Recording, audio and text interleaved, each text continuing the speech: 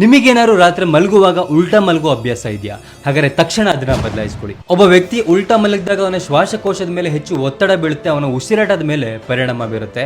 ಅಂಥವ್ರು ಬೆಳಿಗ್ಗೆ ಎದ್ದಾಗ ಲೋ ಎನರ್ಜಿಯನ್ನ ಫೀಲ್ ಮಾಡ್ತಾರೆ. ಯಾವ ವ್ಯಕ್ತಿ ಉಲ್ಟಾ ಮಲಗ್ತಾರೋ ಅವರ ಕತ್ತು ಒಂದು ಕಡೆಗೆ ತಿರುಗಿರುತ್ತೆ, ಆಗ ಅವರ ಕತ್ತಿನ ಭಾಗದಲ್ಲಿರುವಂತಹ ರಕ್ತನಾಳಗಳು ಕಂಪ್ರೆಸ್ ಆಗಿ ಅವರ ಮೆದುಳಿಗೆ ರಕ್ತ ಸಂಚಾರ ಕ್ಷೀಣಿಸುತ್ತೆ. ಯಾರಿಗೆ ಆಲ್ರೆಡಿ ಕೊಲೆಸ್ಟ್ರಾಲ್ ಇದೆಯೋ ಅಂಥವ್ರಿಗೆ ಸ್ಟ್ರೋಕ್ ಆಗುವಂತ ಚಾನ್ಸಸ್ ಜಾಸ್ತಿ ಇರುತ್ತೆ. ಸರಿಯಾದ ಆಹಾರವನ್ನು ಸೇವಿಸದೆ ಅಥವಾ ಖಾಲಿ ಹೊಟ್ಟೆನಲ್ಲಿ ಉಲ್ಟಾ ಮಲ್ಕೊಂಡಾಗ ಅಂಥವ್ರಿಗೆ ಆಸಿಡ್ ರಿಫ್ಲೆಕ್ಸ್ ಆಗಿರ್ಬೋದು, ಹಾರ್ಟ್ ಬರ್ನ್ ಆಗಿರ್ಬೋದು ಅಥವಾ GERD ಆಗುವಂತ ಚಾನ್ಸಸ್ ಇರುತ್ತೆ.